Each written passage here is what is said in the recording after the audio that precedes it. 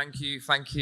Welcome to London Climate Action Week and the Net Zero Delivery Summit. Can I firstly start by taking the opportunity to thank the City of London Corporation, but also C40 Cities for really putting forward cities at the heart of the conversation around how we can accelerate to green finance. Can we give a massive round of applause to the whole team, please?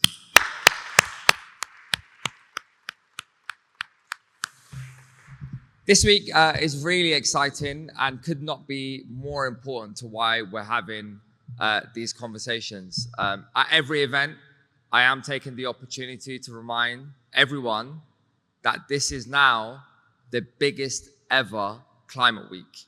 Over 1,300 events that are taking place across our city to really think about how we're helping support everyone through this transition.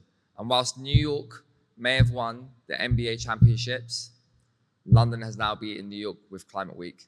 So I'm really proud as the Deputy Mayor of this great city. Look, it's my huge honor and privilege to be leading our city's mission on how we can respond to one of the biggest challenges of our time, but also to think about how do we make sure that every Londoner benefits from this transition? Because the reality is, climate change doesn't impact everyone equally. It doesn't. And you only have to look at the heat waves that we're currently experiencing across our city right now. This is the second time in our city's history where we've seen the red heat alert activated in 2022 and in 2026. And the huge financial loss that causes for our economy. But behind the financial cost, the impact it has on every single day Londoners is huge and monumental. And what follows these extreme hot weathers is when you get flash floods that are taking place across our city. You know, on Tuesday morning when I woke up and was going to work for Climate Week, I was briefed by City Hall that we had over 400 calls that were made to the London Fire Brigade related to flash floods overnight. This is London. So it's severe what we're going through right now. It's no longer a distant threat. We're seeing the impacts of it on our city right now. In 2021, the cost to our economy of the flash floods were over £280 million. And behind that £280 million figure, there were so many basement properties that were flooded right across our city.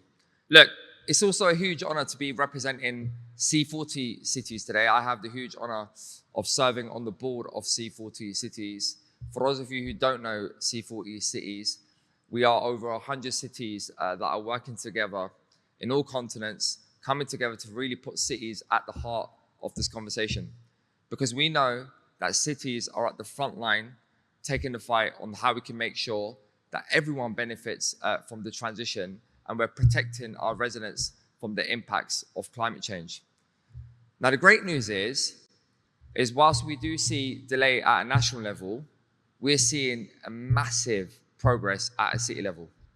C40 Cities not only now have a significant number of cities who comply with the Paris Agreement in 2015, but also are cutting carbon emissions 5 times faster than the national average, showing what progress really looks like. But behind all of these strategies and the numbers, it's also making a tangible difference to so many people across our cities. You take today, we had huge news that came out in London, which is that when the Mayor of London first got elected in 2016, experts told him it will take 193 years for us to reach the legal air quality limits in our city. We achieved it in just 9 years. And we achieved it because we invested in green infrastructure. We invested in green transport. More than 3,000 zero-emission buses across our city, over 28,000 electric vehicle charging points, which is about a third of that in the UK. 72% of our black taxi fleet is zero-emission capable. The work we're doing in our construction industry to replace the machinery, making sure that they fit in line with our air quality standards, but also making sure that our workers are working in much more safer conditions by breathing cleaner air. And it's not just London's story. It's what we're seeing in Jakarta. It's what we're seeing in Bogota with their investment around green, clean buses too. And we're seeing that across lots of different areas. That's just the story of air quality. And the great thing about that is we're not only keeping people moving, and we're not only improving the health outcomes for our residents, we're also massively contributing to our economies. If you take what we're doing on energy efficiency and how we're removing dependence away from fossil fuels to remove our dependence from oil and gas, to bring that energy security that our residents need, but also to stop the toxins that are being released into our air. Again, C40 Cities is accelerating the way as part of the just transition and creating many, many more green jobs. Investment in green community energy, the work we're doing on retrofitting homes here in London, the work that is happening in many, many other cities around the world. But look, the final thing that I would just say is we can't do this alone. Cities are demonstrating really good case studies of what can be achieved if we're given more power and if we're given a seat at the table to drive forward action. In London, we know that we need £75 billion of investment in our green economy to be able to actually reach our net zero ambitions by 2030. Now, we're some way off that, but we've also made good progress, and we've also seen what a difference it can make for our economy. We've got a London Climate Finance Facility of over £1 billion, and what we've seen in London, the iconic London Olympic Stadium, where we've got over 3,200 membranes on the roof of the stadium, which is now delivering clean green energy, but also being able to employ local jobs.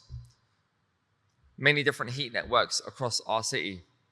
But these are all good pilot projects that need to be scaled. They need scale. And in order to get scale, that's where we need to have a seat at the table at these international frameworks to make sure that cities are given the teeth it needs to really drive forward action. And look, the final thing that I would just say is, and I always make this point, I'm not someone who is a traditional environmentalist. I grew to care about this issue because communities like mine were more impacted by climate change than we knew it. I suffered from asthma as a kid, which got me starting to think about impacts of pollution on so many people across our city. And so for me, the final thing that I would just say, whilst these summits are really important, let's not forget that behind everything we're doing, we're talking about people, their livelihoods, their health outcomes, and ultimately our ability to reimagine a city that could be the best place for everyone to grow up in. Thank you so much, and I hope you have a great summit.